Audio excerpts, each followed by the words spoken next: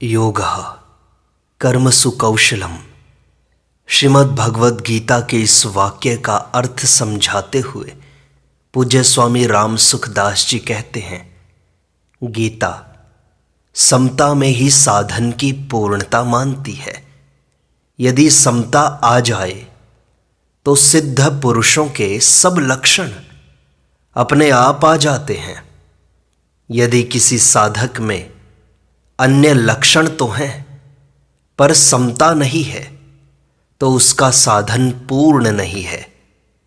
इसलिए गीता में जहाँ जहाँ सिद्धों के लक्षण आए हैं वहाँ वहाँ समता की मुख्यतया बात आई है।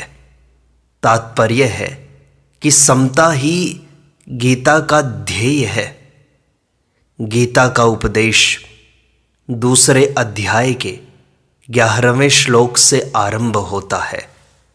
उपदेश के आरंभ में भगवान ने 11वें श्लोक से 30वें श्लोक तक शरीरी शरीर, सत असत, नित्य अनित्य इत्यादि का विवेक करते हुए सारगर्भित वर्णन किया है। फिर 31वें से 38वें श्लोक तक क्षात्र धर्म की दृष्टि से युद्ध करने की आवश्यकता का वर्णन करके 39वें श्लोक में भगवान ने कहा, एषा ते भिताः सांख्ये बुद्धिर्योगे त्विमां शृणु। यह समता पहले सांख्य योग में कही गई, अब तू इसको योग के विषय में सुन। यहां पहली बार बुद्धि शब्द का प्रयोग हुआ है। इससे पहले कहीं बुद्धि शब्द नहीं आया। 39वें श्लोक से जो प्रकरण आरंभ हुआ है उसमें समता को ही कहीं बुद्धि शब्द से, कहीं योग शब्द से और कहीं बुद्धि योग शब्द से कहा है। 48वें श्लोक में भगवान योग की परिभाषा बतलाते हैं, योगस्थः कुरु कर्माणि संगम त्यक्त्वा धनंजय सिद्ध सिद्ध्यो समो भूत्वा समत्वम योग उच्यते। हे धनंजय, तू आसक्ति का त्याग करके सिद्धि असिद्धि में सम होकर योग में स्थित हुआ कर्मों को कर, क्योंकि समता को ही योग कहा जाता है। इसके बाद 50वें श्लोक में भगवान कहते हैं, बुद्धि युक्तो जहातीह उभे सुकृत दुष्कृते तस्माद् योगाय युज्यस्व योगः कर्मसु कौशलम। बुद्धि समता से युक्त मनुष्य वर्तमान में ही पुण्य और पाप दोनों से रहित हो जाता है। अतः तू योग में लग जा, क्योंकि योग ही कर्मों में कुशलता है। इस श्लोक में आगे योगः कर्मसु कौशलम इन पदों पर विचार करें तो इनके दो अर्थ लिए जा सकते हैं। पहला, कर्मसु कौशलम योगः, अर्थात कर्मों में कुशलता ही योग है। दूसरा, कर्मसु योगः कौशलम, अर्थात कर्मों में योग ही कुशलता है। अगर पहला अर्थ लिया जाए कि कर्मों में कुशलता ही योग है, तो जो बड़ी कुशलता से, सावधानी से चोरी, ठगी इत्यादि कर्म करता है उसका कर्म योग बन जाएगा। परंतु ऐसा मानना उचित नहीं है और यहाँ निषिद्ध कर्मों का प्रसंग भी नहीं है।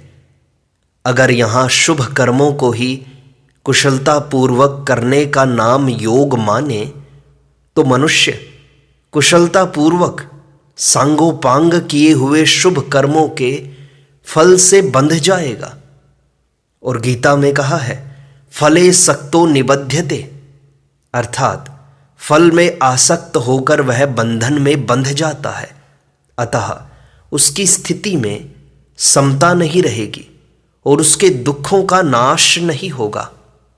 शास्त्र में आया है, कर्मणा बध्यते जंतुः, कर्मों से मनुष्य बंध जाता है।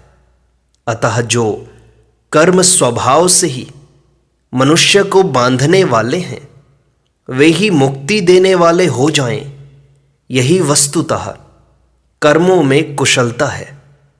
मुक्ति योग से होती है, कर्मों में कुशलता से नहीं।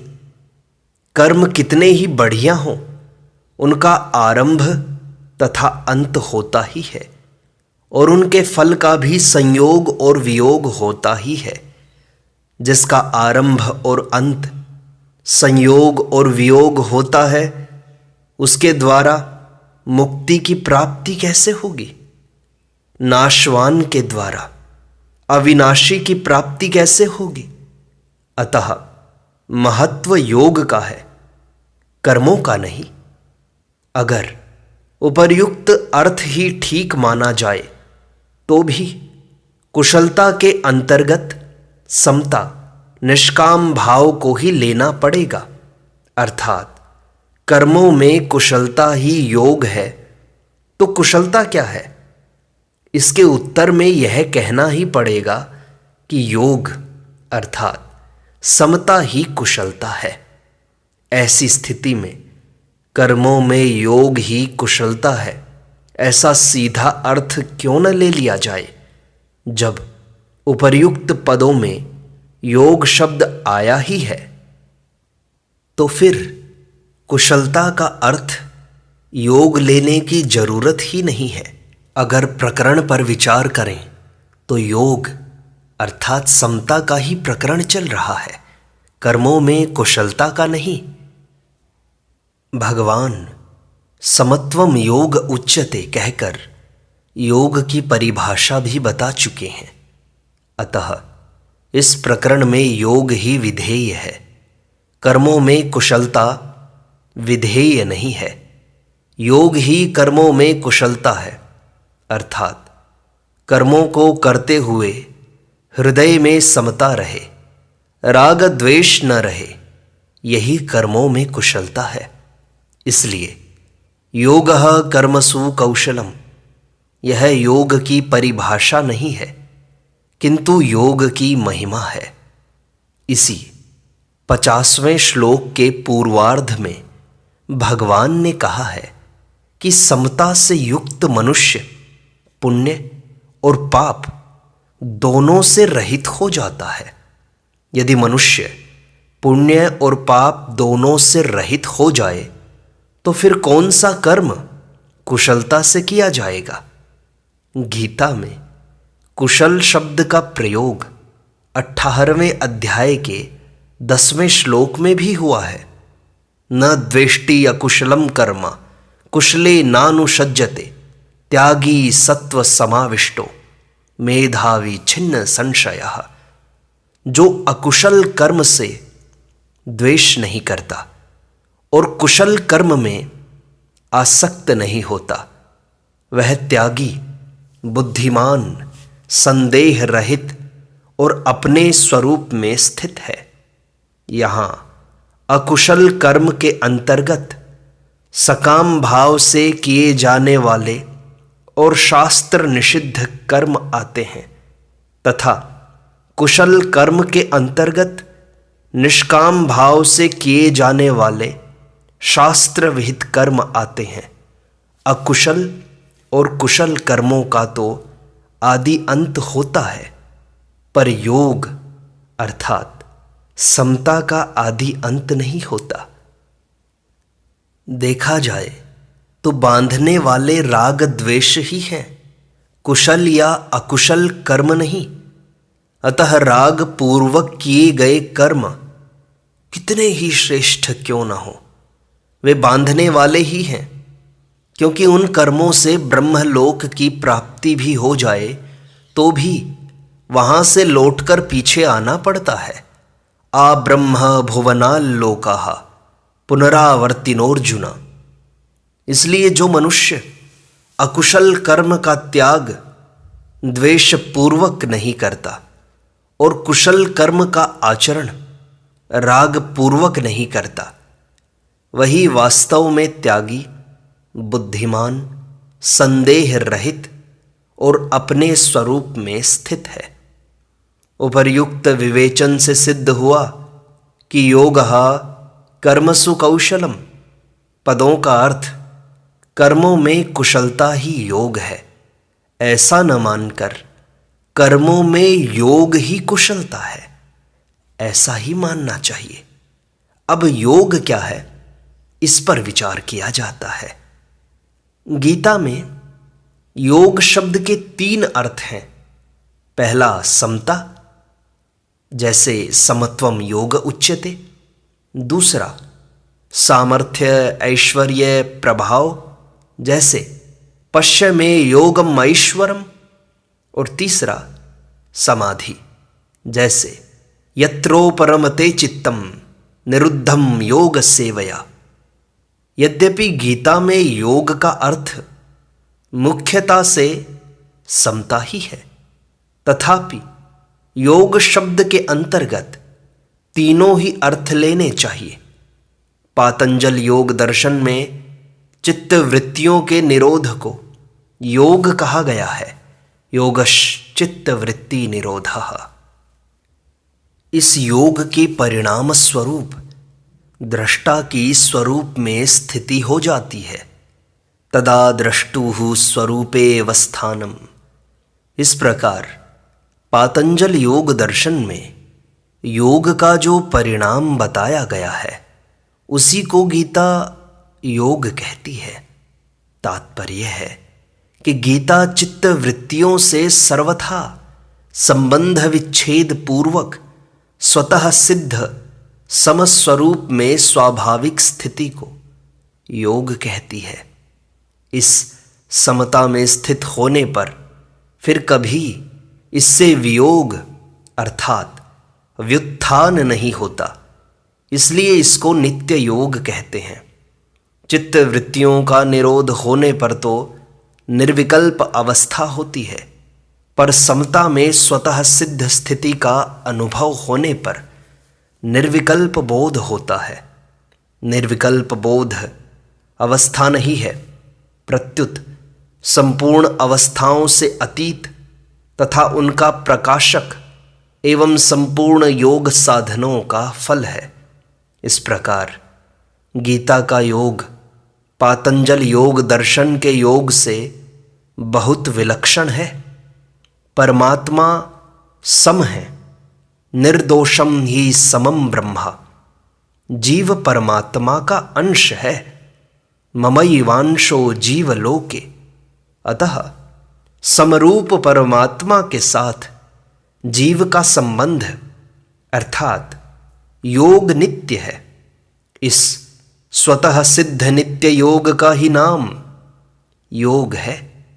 यह नित्य योग सब देश में है, सब काल में है, सब क्रियाओं में है, सब वस्तुओं में है, सब व्यक्तियों में है, सब अवस्थाओं में है, सब परिस्थितियों में है, सब घटनाओं में है।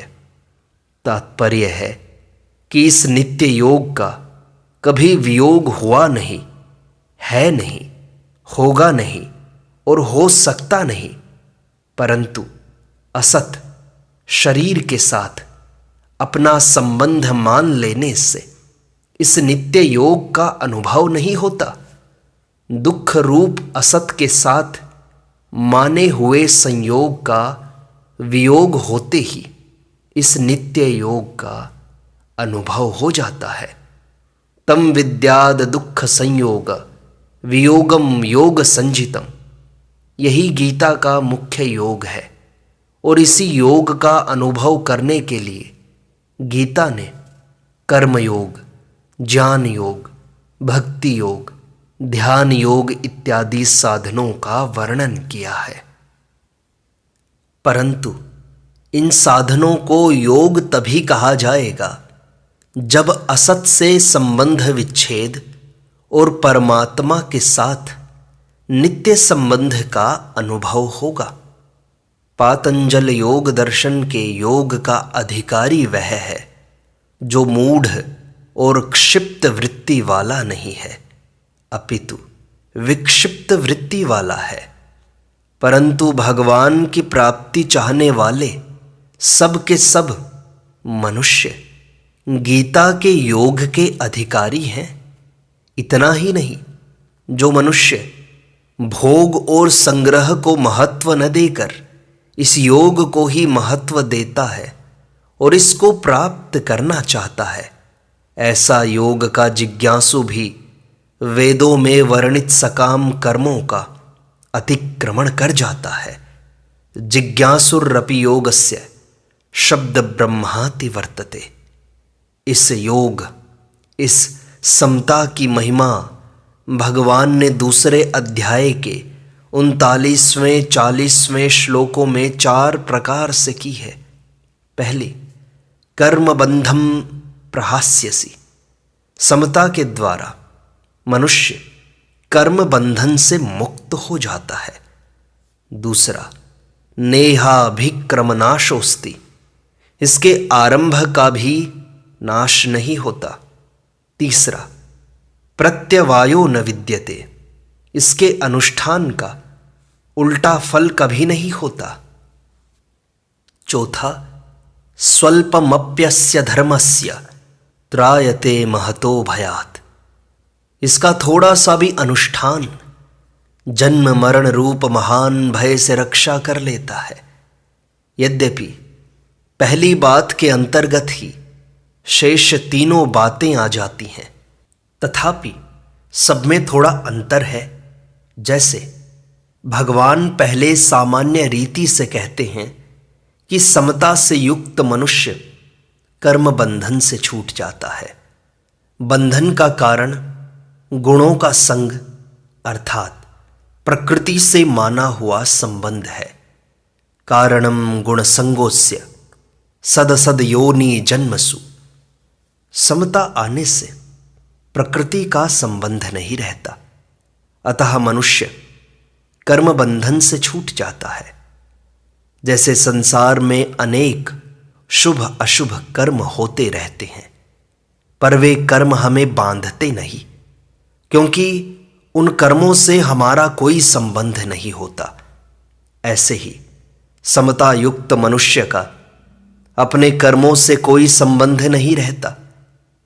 समता का केवल आरंभ हो जाए, अर्थात समता को प्राप्त करने का उद्देश्य जिज्ञासा हो जाए, तो इस आरंभ का भी कभी नाश नहीं होता।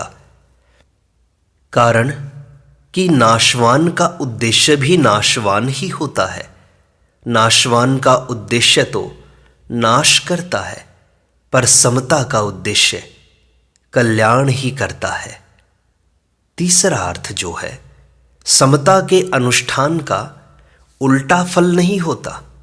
सकाम भाव से किए जाने वाले कर्म में अगर मंत्रोच्चारण, अनुष्ठान विधि आदि की कोई त्रुटि हो जाए तो उसका उल्टा फल होता है। परंतु जितनी समता अनुष्ठान में, जीवन में आ गई है, उसमें अगर व्यवहार आदि की कोई भूल हो जाए, सावधानी में कोई कमी रह जाए, तो उसका उल्टा फल बंधन नहीं होता। जैसे कोई हमारे यहाँ नौकरी करता है और अंधेरे में लालटेन जलाते समय कभी उसके हाथ से लालटेन गिरकर टूट जाए तो हम उस पर नाराज होते हैं, परंतु उस समय जो हमारा मित्र है, हमारे से कुछ चाहता नहीं, उसके हाथ से लालटेन गिरकर टूट जाए तो हम उस पर नाराज नहीं होते, अपितु कहते हैं कि हमारे हाथ से भी वस्तु टूट जाती है, तुम्हारे हाथ से वस्तु टूट गई तो चिंता की क्या बात है। अतः जो सकाम भाव से कर्म करता है, उसके कर्म का तो उल्टा फल हो सकता है, पर जो किसी प्रकार का फल चाहता ही नहीं, उसके अनुष्ठान का फल उल्टा कैसे हो सकता है। और जो चौथी बात कही थी, उसमें कहा है, समता का थोड़ा सा भी अनुष्ठान हो जाए, थोड़ा सा भी समता का भाव बन जाए, तो वह जन्म मरण रूप महान भय से रक्षा कर लेता है, अर्थात कल्याण कर देता है। जैसे सकाम कर्म फल देकर नष्ट हो जाता है, ऐसे यह थोड़ी सी भी समता फल देकर नष्ट नहीं होती, प्रत्युत इसका उपयोग केवल कल्याण में ही होता है। यज्ञ, दान, तप आदि शुभ कर्म यदि सकाम भाव से किए जाएं तो उनका नाशवान फल होता है, और यदि निष्काम भाव से किए जाएं तो उनका अविनाशी फल होता है, मोक्ष होता है उनका फल। इस प्रकार यज्ञ, दान, तप आदि शुभ कर्मों के तो दो दो फल हो सकते हैं, पर समता का एक ही फल कल्याण होता है। जैसे कोई मुसाफिर चलते चलते रास्ते में रुक जाए अथवा सो जाए तो वह जहां से चला था वहां पुनः लौटकर चला नहीं जाता, अपितु जहां तक वह पहुंच गया वहां तक का रास्ता तो कट ही गया। ऐसे ही जितनी समता जीवन में आ गई उसका नाश योग भ्रष्ट होने पर भी नहीं होता, अर्थात स्वर्ग आदि लोकों में बहुत वर्षों तक सुख भोगने पर अथवा मृत्यु लोक में श्रीमानों के घर में सुख भोगने पर भी उस समता का नाश नहीं होता। अब ध्यान देने योग्य बात यह है कि योग को समता बताया, समबुद्धि, किसी में कोई भेद नहीं, कोई ऊंचा नीचा नहीं, सुख दुख में समान, लाभ हानि में समान। पर समता की प्राप्ति के लिए बुद्धि की स्थिरता बहुत आवश्यक है। पातंजल योग दर्शन में तो मन की स्थिरता को महत्व दिया गया है, पर गीता बुद्धि की स्थिरता, उद्देश्य की दृढ़ता को ही महत्व देती है। कारण कि कल्याण प्राप्ति में मन की स्थिरता का उतना महत्व नहीं है जितना बुद्धि की स्थिरता का महत्व है।